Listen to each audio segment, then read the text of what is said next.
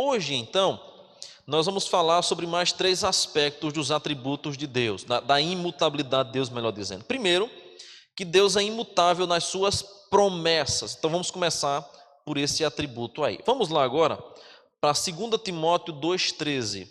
2 Timóteo 2,13.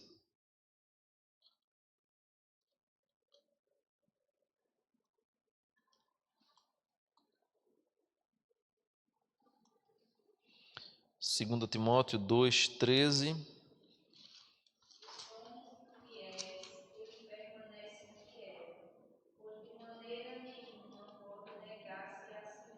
Perfeitamente. Se nós somos infiéis, ele permanece fiel. E aqui, observe que Paulo, ao falar a Timóteo sobre a fidelidade de Deus, ele primeiro menciona a nossa infidelidade, quando ele diz assim: se somos infiéis, ele permanece fiel. Então, quando Deus promete algo ao ser humano, ele não altera nunca as suas promessas. Deus não muda de opinião nas suas promessas. Alguém pode ter absoluta certeza de que Deus vai agir segundo as suas promessas, porque quando ele promete, ele executa. É curioso ainda observar que quando Paulo fala sobre se somos infiéis, ele permanece fiel, pois de maneira alguma pode negar a si mesmo. Observe que a razão pela qual Deus é imutável no seu ser é porque todos os atributos dele estão voltados para ele mesmo. Nós temos 2 aspectos dos atributos de Deus, né? Deus tem atributos incomunicáveis, ou seja, pertencem tão somente a ele, e temos atributos comunicáveis, que são comunicados a nós. Só que, de todos os atributos, nós vamos observar que prioritariamente, aqueles que mais magnificam a essência, a grandiosidade, a excelência, a manifestação da glória de Deus, são atributos incomunicáveis que pertencem tão somente a Ele. E aqui é curioso observar isso, porque Paulo vai deixar muito claro que algo que por vezes nós temos como uma concepção teológica errada deve ser desembaraçada. Paulo vai dizer que Deus permanece fiel, pois de modo nenhum pode negar a si mesmo. Sabe o que é que significa? Que Deus é fiel a si mesmo. Tem até uma musiquinha de Nani Azevedo, que é bonitinha e tal, é de Extra, sei lá, acho que é de Extra, né, aquela cantora Extra, que diz que Deus é fiel a mim, né? Eu entendo a ideia poética que ela quis tratar, que de fato a fidelidade de Deus se aplica a nós, só que teologicamente a fidelidade de Deus não é para conosco, Deus é fiel a si mesmo. Agora, como ele faz promessas a nós, e ele é fiel para com suas promessas, ele é imutável para com as suas promessas, essa fidelidade dele para com ele mesmo é alcançada ou atinge a nossa vida.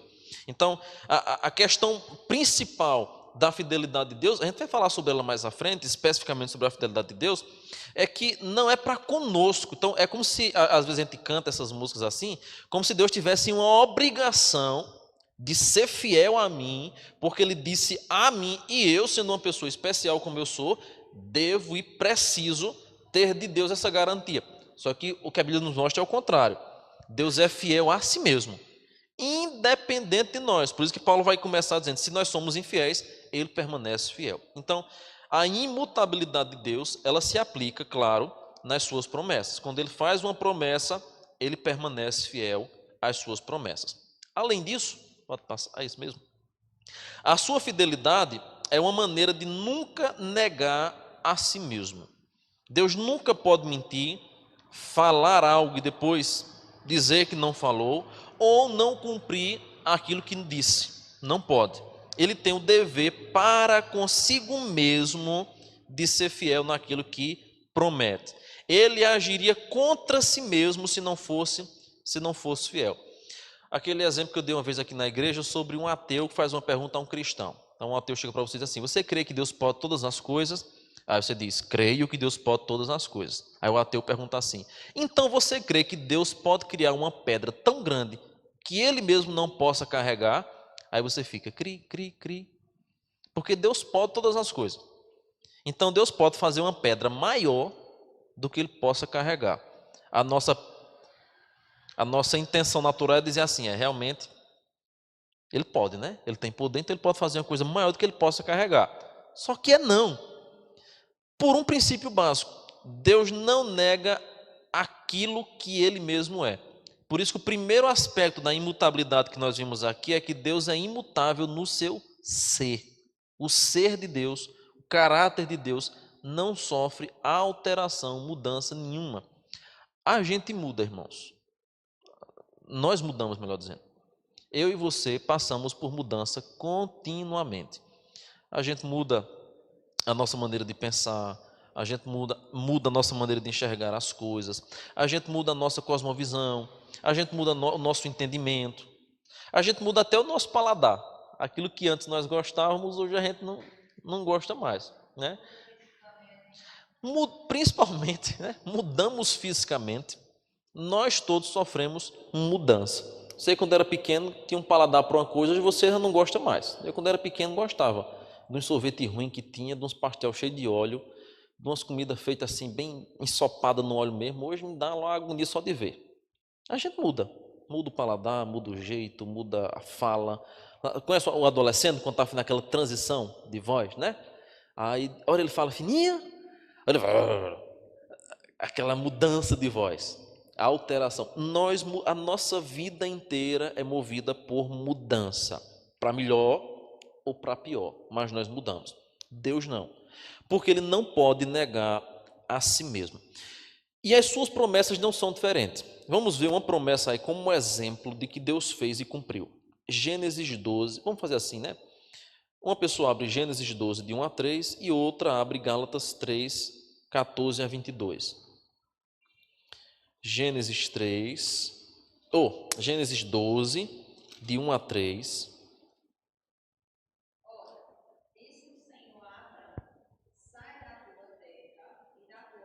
Joga na tela.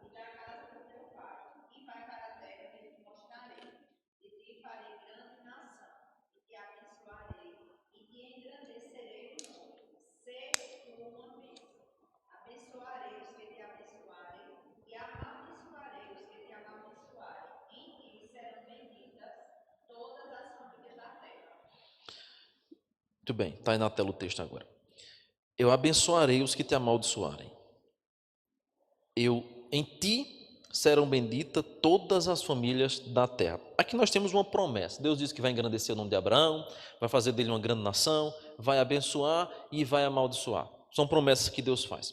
Lá agora em Gálatas, capítulo 3, Gálatas 3, 14 a 22, nós vamos encontrar o cumprimento, a menção ao cumprimento desta promessa. A promessa se cumpre antes, mas aí Paulo registra aqui em Gálatas como essa promessa se cumpre.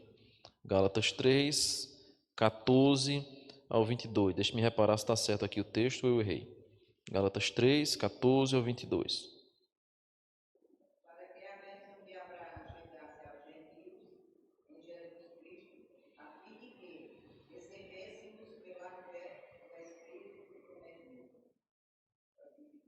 Isso mesmo.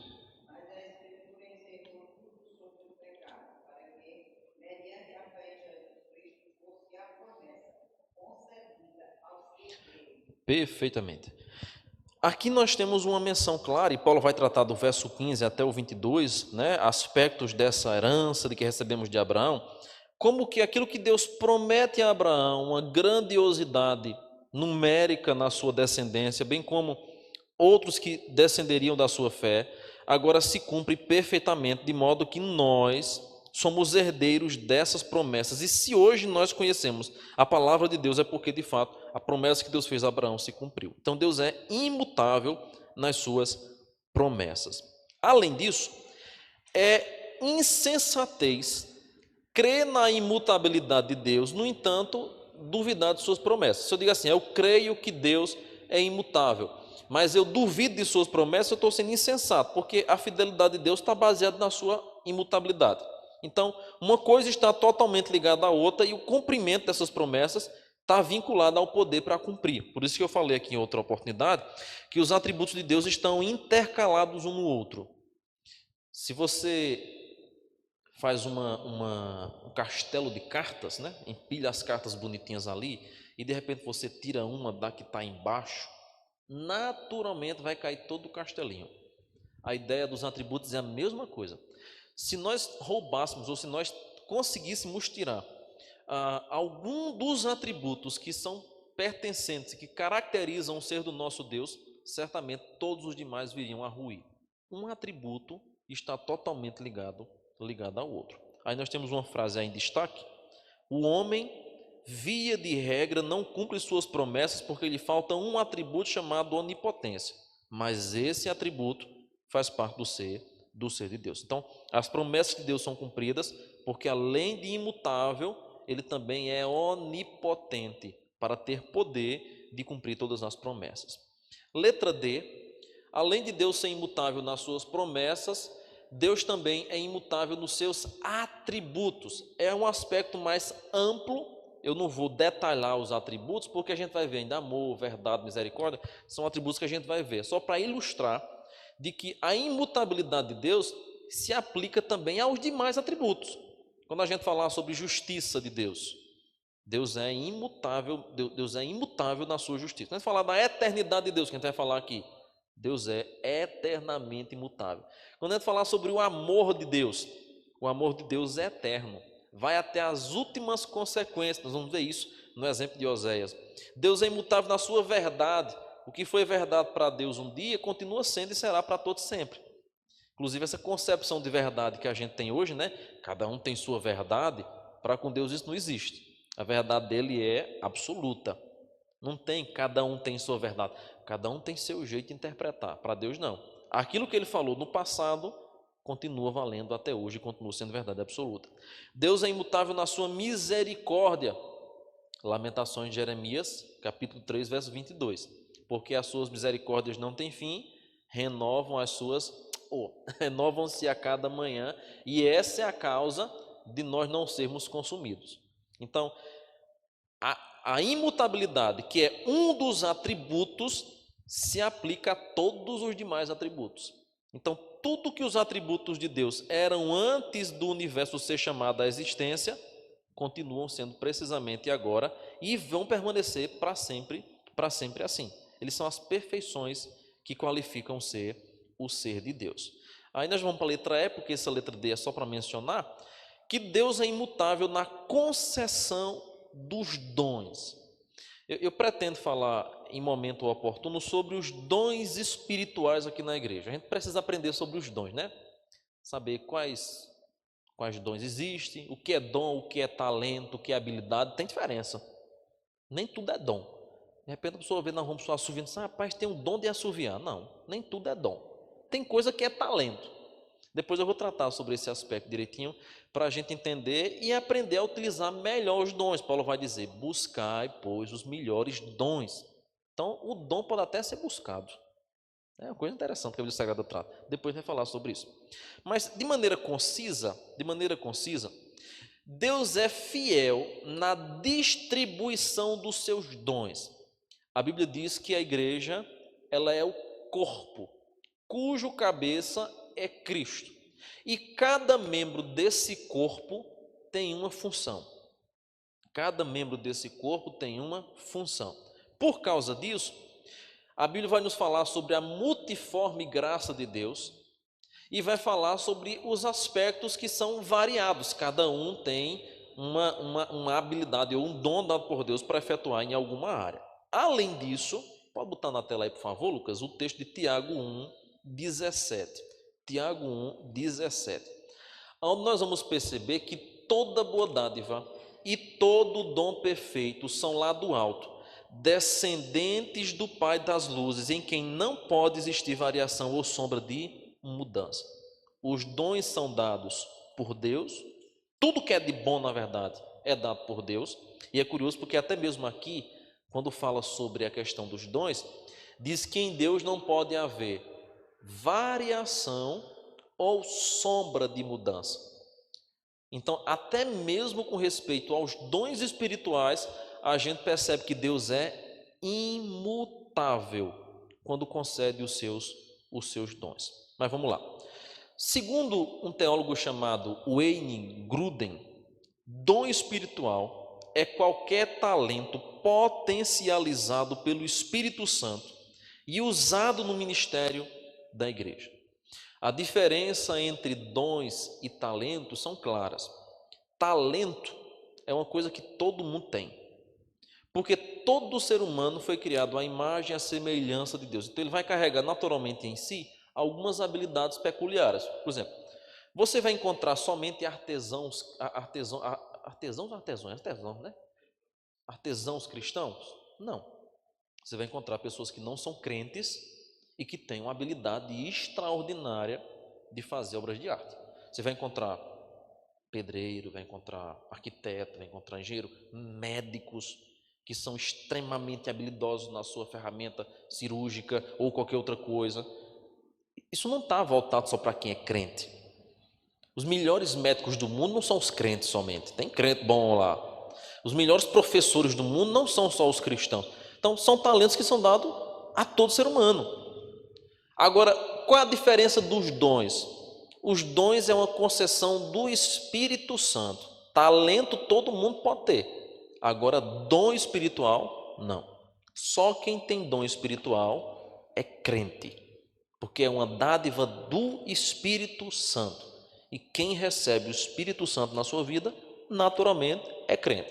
Aí o Wayne Grudem vai dizer o seguinte: são talentos potencializados pelo Espírito Santo, para quê? Para o uso no ministério da igreja. Deus agora vai com o seu Santo Espírito pegar as nossas habilidades naturais e vai potencializá-las para a honra e glória do Espírito Santo. Tanto capacitando, Deus vai dizer inclusive isso, né? Ele capacita aqueles que são chamados, como também habilitando aqueles que não têm habilidade nenhuma.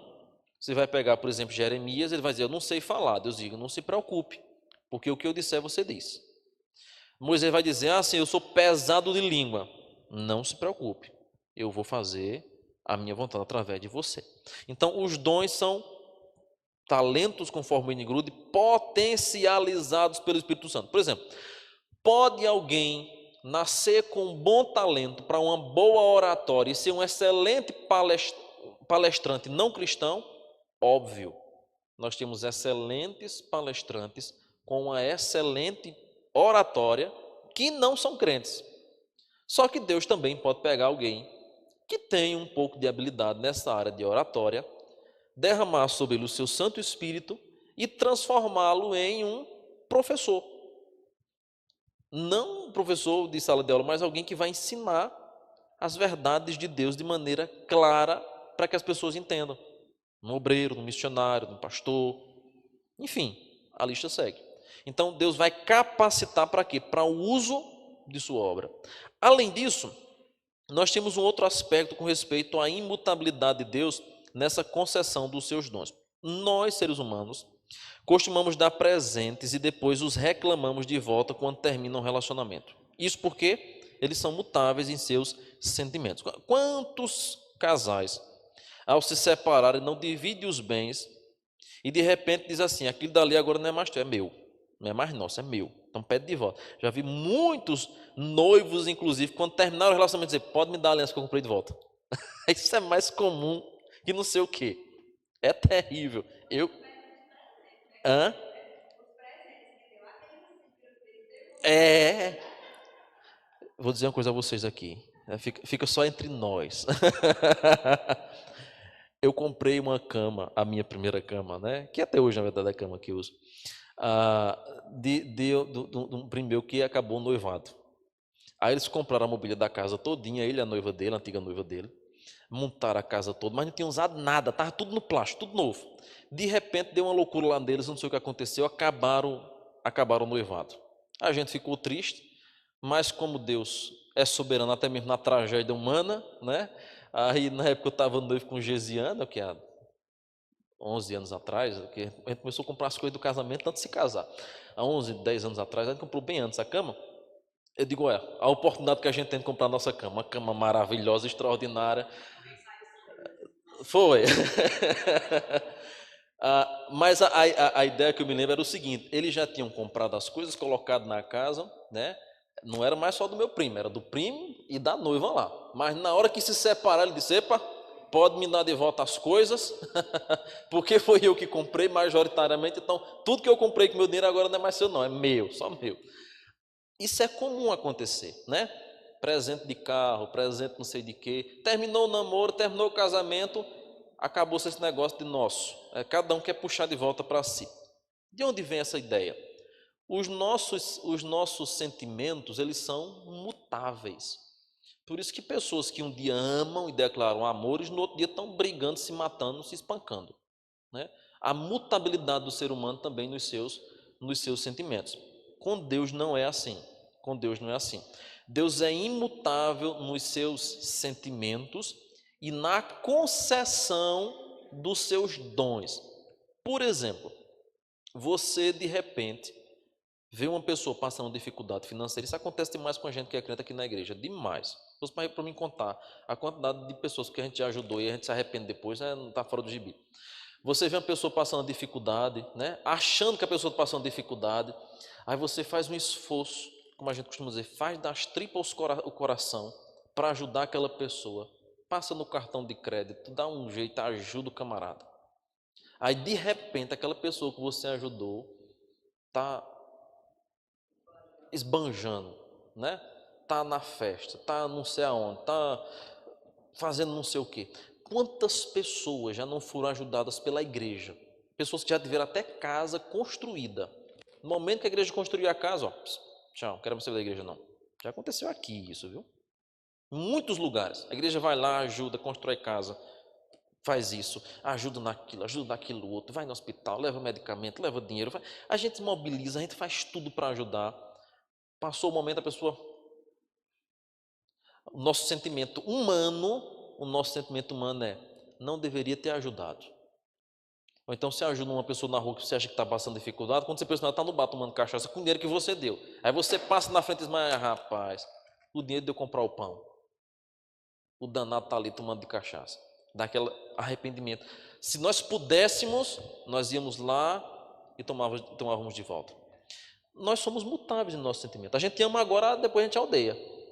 Só que imagina, irmãos, se Deus, ao conceder seus dons, seus presentes, suas dádivas, sua graça comum, agisse assim para conosco todas as vezes que a gente pecasse. Já pensou aí?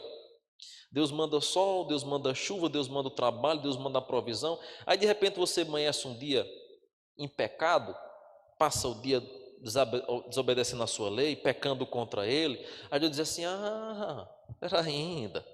Então quer dizer que hoje você virou as costas para mim, eu vou virar as costas para você. Peraí, pai, vai perder o emprego agora. Eu vou tirar de você a saúde agora. Aí a gente ia cambaleando, no outro dia, Deus tenha misericórdia de mim, perdão, eu disse, pronto, eu vou dar você de novo, toma. Aí a gente passava uma semana, um mês, depois, espera ainda, eu vou tirar de novo. Já pensou se Deus fizesse isso com a gente? A gente não viveria. É bem verdade que em alguns momentos da história, Deus fez repreensões ao seu povo, no livro de Juízes. Deus permitiu o povo ter bonança, mas quando o povo esqueceu dele, Deus foi lá e puniu. Só que Deus não retirou a graça deles. Deus apenas os puniu para que eles aprendessem. Então, tanto que Deus, quando o povo pecava, Deus mandava um libertador para ajudar o povo. Mas imagina só, toda vez que a gente pecasse, Deus dissesse assim: não, isso aqui não é. Toma, tire, não é mais seu não.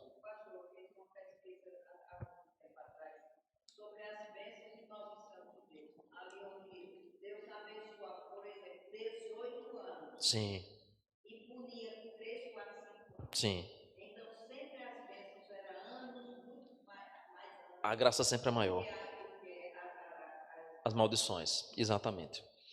Até mesmo quando a gente olha o aspecto dos mandamentos, é, eu acho que é no quinto mandamento. Deixa eu conferir aqui, que às vezes minha mente dá uma bugada. Um instantezinho. Êxodo 20, deixa eu ver se é esse texto mesmo que eu estou na cabeça aqui. Êxodo 20. Não, nesse texto não. É um outro texto. Achei. Êxodo 20, é isso mesmo. Versículo de número 5.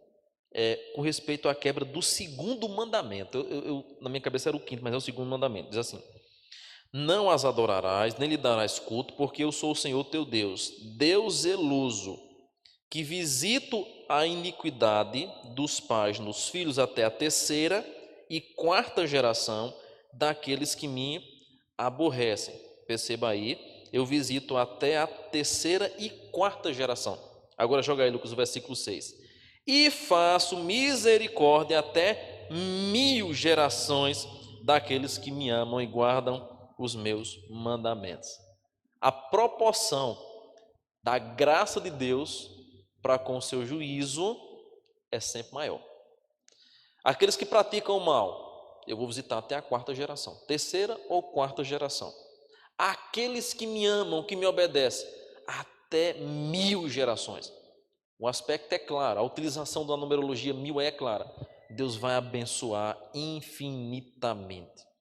Deus poderia dizer assim: aqueles que me aborrecem, eu vou visitar até a milésima geração. Ele não diz até a terceira ou quarta. Por quê? Onde abundou o pecado, Romanos 12, 22, superabundou a graça de Deus. Desde Gênesis, a gente percebe essa graça de Deus sendo abundante na vida do homem. Então, até mesmo na concessão dos dons espirituais, nós percebemos claramente como Deus é bom, como Deus é gracioso, como Ele concede dons, dádivas, mesmo sem nós sermos merecedores. Vamos lá. Todos os dons são imutáveis por causa da natureza imutável daquele que os concede. Por que os seres humanos costumam dar presentes e depois os reclamam de volta quando termina o relacionamento? Porque eles são mutáveis nos seus sentimentos, mas não é assim com Deus. Diante disso, então, veja a frase aí estampada: o homem é volúvel nos seus sentimentos, hoje ele ama, amanhã ele odeia. Os mesmos que gritaram Hosana ao filho de Davi, mais tarde foram os que disseram crucificam, crucificam.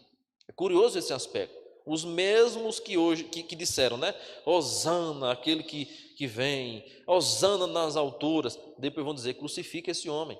Ele tem que ser crucificado, solta Barrabás e crucifica Jesus. O homem é volúvel nos seus sentimentos. Além disso, o ser humano é alguém que hoje está de bom humor, mas amanhã está de mau humor. O homem é variável nos seus pensamentos, nos seus sentimentos, porque não sabe julgar retamente. Ele muda de opinião facilmente, porque não possui capacidade de ver todos os elementos de uma só vez, porque sofre a ação do tempo, está sujeito às categorias temporal e espacial, porém Deus não é assim. Por essa razão, nós podemos confiar nele, porque ele é imutável, a rocha eterna que não muda e permanece sempre o mesmo. Então, até mesmo quando a gente medita sobre os dons que Deus concede aos homens, nós vamos perceber como que isso se aplica a outras questões da nossa vivência, né? Então, Deus vai conceder coisas que jamais Ele vai tomar de volta para si, porque de fato Ele nos deu. Isso implica também, não está nesse estudo, mas se nós fôssemos acrescentar aqui, Deus é imutável até mesmo na eleição para com o seu povo. Por isso, irmãos, que a gente é totalmente contrário a essa ideia arminiana de que a gente precisa perseverar para a gente não perder a salvação. Não, todo salvo vai perseverar até o fim. Agora, não vai ser a depender de nós que seremos salvos ou não. Porque o arminiano normalmente acha que Deus é bobo. Não diz isso na prática, é claro, né? Mas o resultado da teologia arminiana é que Deus é aquele camarada que está no céu com uma caderneta de bodega na mão. Aqueles que caminham direitinho, ele deixa lá o nome no livro da vida. Quando desobedece, Deus vai lá e apaga. Faz a vontade dele, Deus vai lá e bota de novo. Eu vim de um contexto arminiano. Me converti em uma igreja que era arminiana. E um pouco tempo que eu passei na igreja, eu percebi essa pressão que havia entre os irmãos. Não quer dizer que os irmãos não sejam salvos. É só uma deficiência do conhecimento teológico da Bíblia Sagrada, que os leva a viver nessa angústia. São salvos, na maioria das vezes, são pessoas crentes, genuínas, verdadeiras, salvas, mas por não entenderem a imutabilidade de Deus, vivem num dilema existencial a respeito de sua salvação. Então, é aquela ideia: se Jesus voltar e eu estiver dormindo sem roupa, eu não subo. Se Jesus voltar, imagine se Jesus voltar na hora que eu estiver tomando banho. Está difícil a situação. Se Jesus voltar e eu estiver em pecado na hora, eu não subo.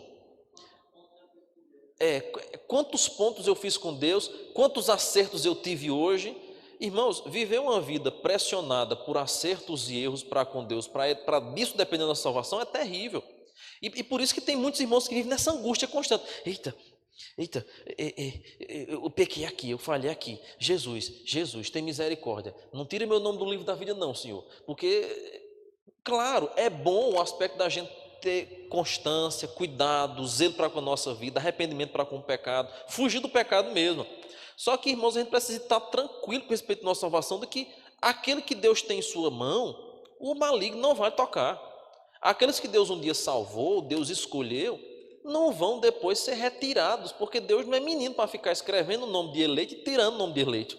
Deus não é menino para ficar numa caderneta de bodega, anota, tira, apaga, tira, bota aquelas orações. Deus, escreva agora o nome dessa pessoa no livro da vida. Não, irmãos. Paulo vai dizer, Jeremias vai dizer, tantos outros profetas vão dizer que nós fomos escolhidos ainda na eternidade. Jeremias 1. Antes de te formar, eu te chamei, eu te escolhi, eu te designei profeta às nações. Davi, Salmo 139. Eu nem tinha surgido ainda. Substância era informe e Deus já havia estabelecido todos os meus dias. Então Deus não vai ficar escrevendo, tirando, escrevendo, tirando. Tem até muita música gospel que diz isso, né? Deus está escrevendo tua história agora. Conversa. Minha história já foi escrita pelo Senhor na eternidade. Perfeito. Deus é quem sabe. O católico normalmente diz assim, né? Deus é quem sabe e acrescenta. Se ele vê que eu sou merecedor, né? A teologia católica, tem um teólogo católico, que me foge à mente agora o nome desse bendito teólogo católico, deu origem a muito da teologia arminiana. Por incrível que pareça. Tem um teólogozinho, esqueci o nome agora dele, que muito da teologia, acho que é Pelágio, muito da teologia católica, teologia pelagiana, como a gente costuma dizer, é a mesma teologia que a gente vai encontrar em muitos dos nossos irmãos pentecostais e neopentecostais. Isso não é um desmérito aos nossos irmãos, não quer dizer que nossos irmãos não são, não é isso, é um entendimento fraco da teologia.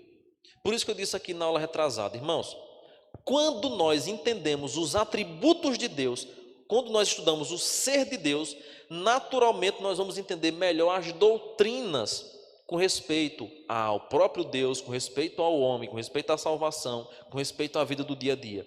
Porque quando eu estudar a ideia da imutabilidade de Deus, Deus é imutável no seu ser, nas suas promessas, nos seus decretos, na concessão dos seus dons, o que é que logo eu vou perceber? Então, se Deus dá uma coisa, Deus não pode tirar. Então, eu não posso ser salvo hoje e amanhã não ser salvo.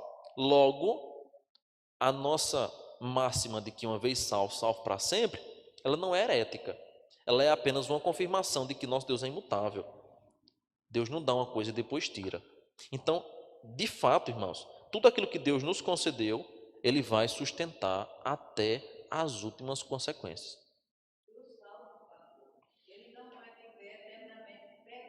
Não, não.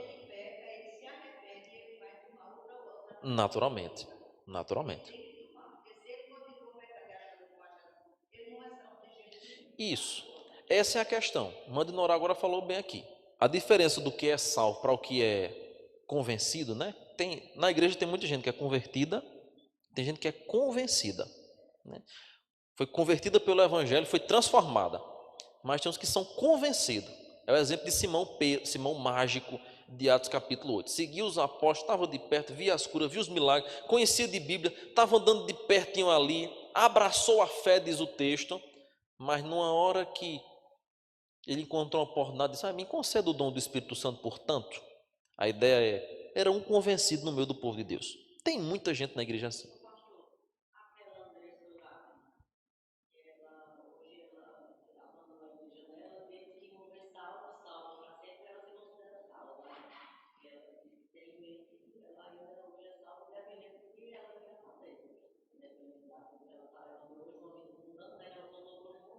Uhum.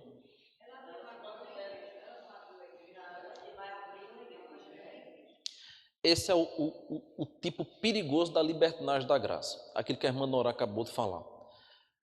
Eu não posso baratear a graça de Deus. Uma coisa é eu viver no dilema, eita, se eu fizer isso aqui eu perdi minha salvação. Outra coisa é eu dizer assim, já que eu sou salvo uma vez, sou salvo para sempre, independente do que eu faça, então eu vou me entregar às paixões. Isso é enganoso. A irmã Nora colocou bem aqui a questão. O salvo verdadeiro, genuíno, ele nunca, jamais vai se alegrar com a prática pecaminosa. Ele vai pecar, ele vai cair, mas ele vai chorar, ele vai se arrepender, ele vai voltar atrás, ele vai ter ojeriza do pecado, ele vai ter ojeriza de si mesmo, ele vai se arrepender, porque aquele que é salvo, uma vez salvo, salvo para sempre, vai viver em constante novidade de vida. A amizade de Deus, ou amizade com Deus, a amizade do mundo, melhor dizendo, é inimiga de Deus, vai dizer 1 João. Não tem essa relação. Então são dois extremos perigosos. De achar que eu perco minha salvação toda vez que eu peco, ou de achar que porque eu sou salvo, eu posso me entregar aos pecados, fazer o que quiser, que nada vai roubar minha salvação. Não. Aquele que é salvo genuinamente vai buscar santidade. Hebreus 11:5, sem a qual ninguém verá o Senhor. Não tem como ser salvo e viver uma vida pecaminosa. O pecado vai ser um acidente. Pode até ser um acidente repetitivo, mas vai se arrepender. Não vamos continuar na prática dele. Então, há uma diferença entre uma coisa e outra. Esse tipo de gente, eu costumo dizer que gosta de baratear a graça. Achar que Deus morreu na cruz, que Cristo morreu na cruz do Calvário para nos salvar, para que a gente vivesse uma vida de libertinagem de pecado. Não, Ele morreu na cruz para que nós fôssemos santos, santificados pelo seu sangue. É totalmente diferente. Vamos lá.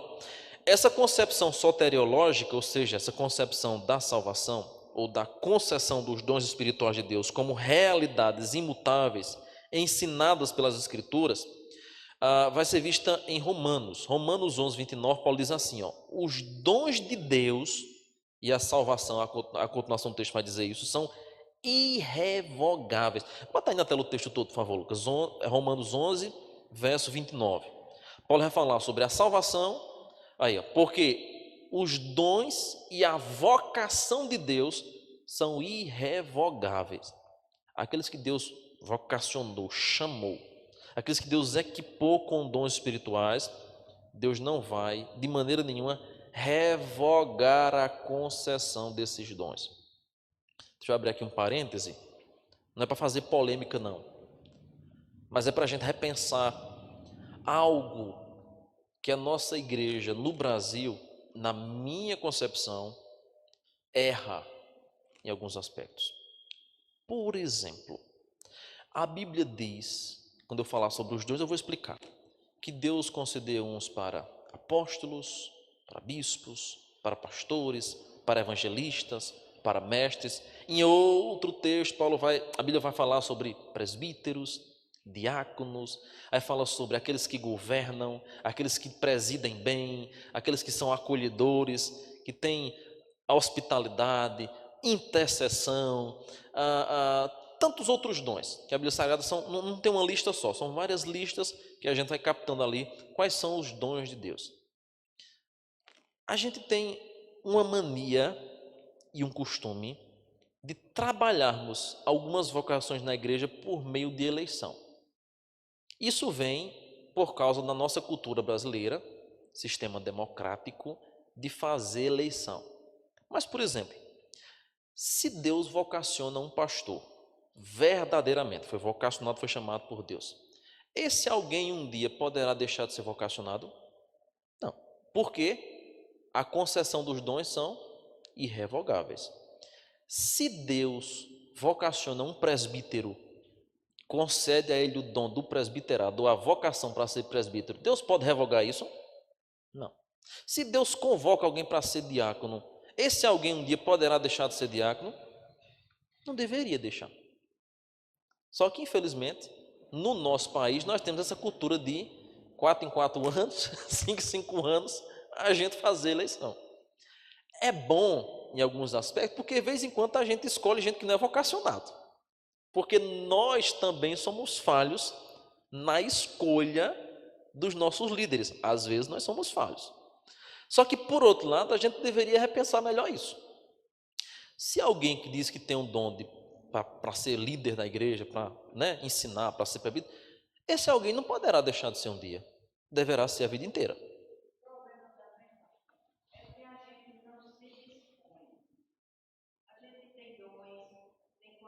Sim. Aham. Sim.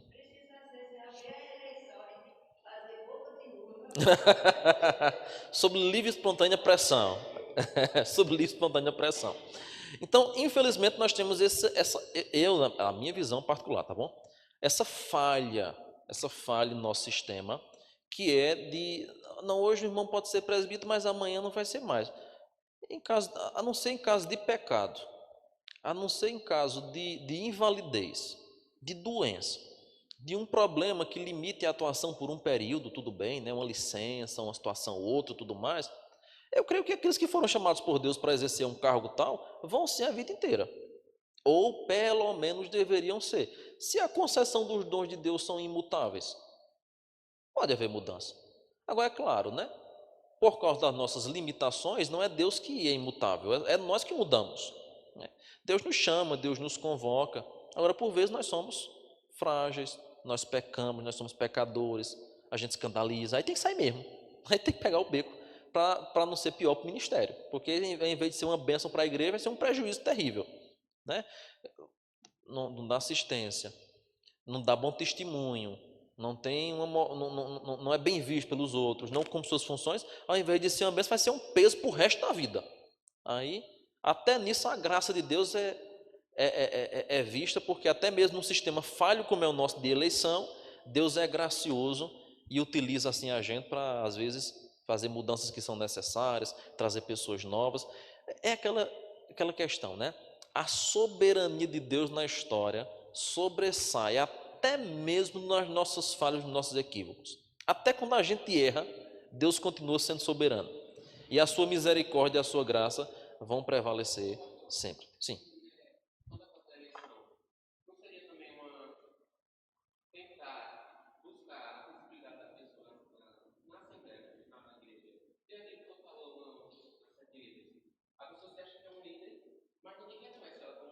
Exatamente.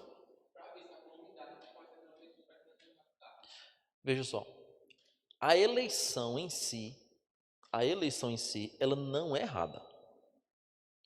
O erro que acontece é quando alguém que realmente é vocacionado por Deus revoga esse chamado que tem. Porque, por exemplo, uma coisa não anula a outra. Você tem os diáconos sendo eleitos pela igreja. Atos capítulo 6. Quando Judas Iscariotes se mata, o que é que depois eles fazem? Tiram sorte para escolher o novo apóstolo, né? Então, a eleição, ela não é de todo prejudicial. Pelo contrário, ela é uma prática que a gente aprendeu da igreja primitiva. O prejudicial é que quais dos apóstolos deixaram de ser apóstolos, a não ser porque pecaram, como foi o caso de Judas, ou se mataram. Mesma coisa, né? Judas pecou e se matou. Pedro deixou de ser apóstolo? Nunca. Paulo? Não. Nenhum dos apóstolos deixaram de ser apóstolos. A gente não tem essa menção. Quando a Bíblia fala sobre os presbíteros, nós não temos menção de um presbítero deixando de ser presbítero. Então, o que eu quero trazer aqui é um tema um pouco polêmico, mas não é para polemizar.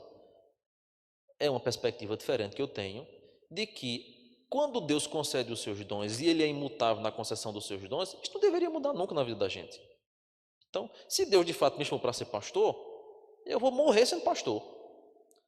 Ao longo da caminhada, posso ter algum momento de crise, de dificuldade, Deus me livre, mas posso ter, seja preciso paralisar, tirar uma licença, tomar um fôlego, né? Passar um período ali sabático, se for necessário. Mas se de fato Deus me vocacionou para isso, absolutamente nada vai tirar a minha vocação. Não pode ser assim. Os dons de Deus são irrevogáveis. E a gente peca quando a gente não os executa. Por isso Paulo vai dizer, buscai, pois, os melhores dons.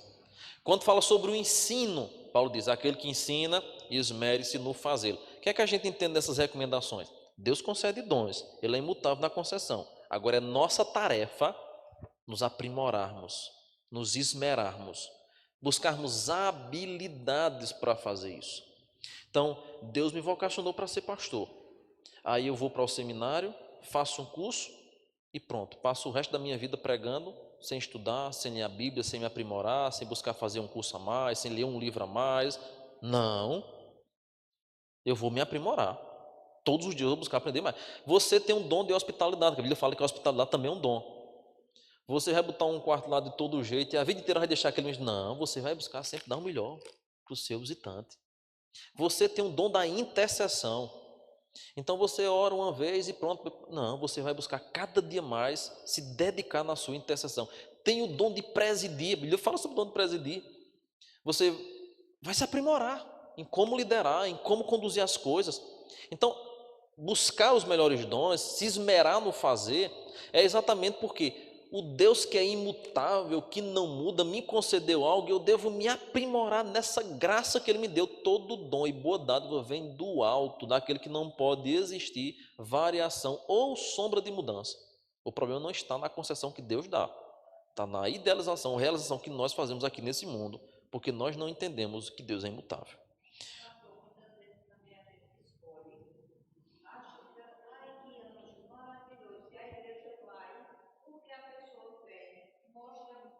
Sim, sim.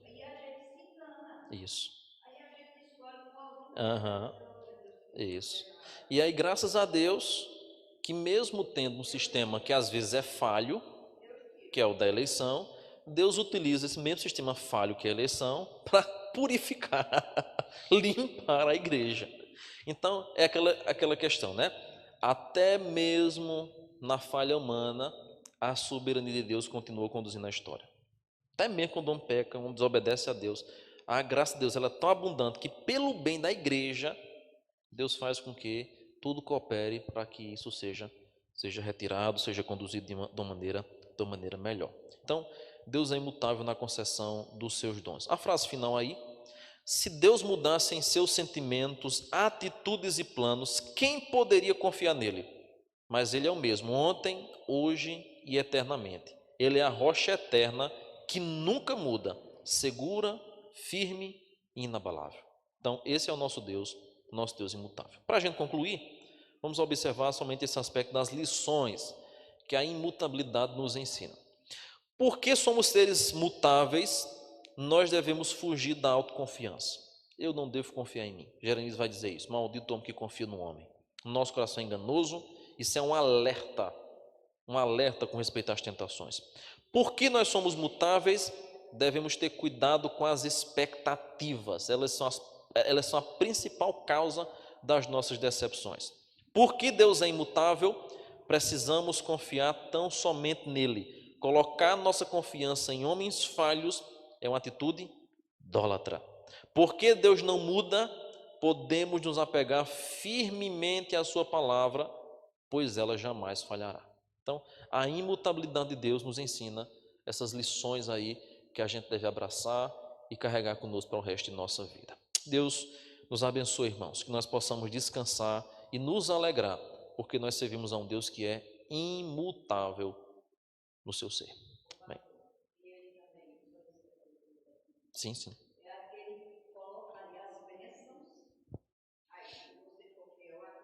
Sim. Sim. Exatamente. Exatamente. Não é mudança em Deus, é mudança em nós que acarreta as bênçãos ou maldições, né? Porque Deus é o mesmo, a sua lei é a mesma. São as nossas mudanças que vão acarretar naturalmente bênção ou maldição para a nossa vida. Não muda o seu ser. Perfeitamente. Mais alguma questão? Então vamos ficar em pé, vamos orar, encerrar esse momento. Pai amado, muito obrigado por essa noite, obrigado por esse estudo, Senhor, pela Tua palavra. Abençoa, meu Pai, a cada um dos irmãos que aqui vieram, os que estão de casa nos acompanhando nesse instante, que a tua palavra, Senhor, possa encontrar, ó Deus amado, abrigo, possa, ó Deus, encontrar um solo fértil para que possa, ó Deus, crescer e frutificar para o louvor de tua santa glória. Que possamos descansar no teu cuidado, na tua soberania e cada dia mais ficarmos, ó Deus, vislumbrados com as perfeições da tua natureza. Nós louvamos ao teu nome, porque a nossa fé estão firmadas, estão alicerçadas em um Deus que não muda, em um Deus que não sofre variação de mudança alguma. Louvado seja teu nome, Senhor. Nós colocamos nas tuas mãos aqueles que estão enfermos, ó Deus, pela minha esposa, que o Senhor a restaure, a cure dessa dor, que o Senhor possa, Deus, trazer a ela, Deus, alívio pela tua graça. Nós pedimos isso também, Senhor. Em nome de Cristo nós oramos. Amém e amém.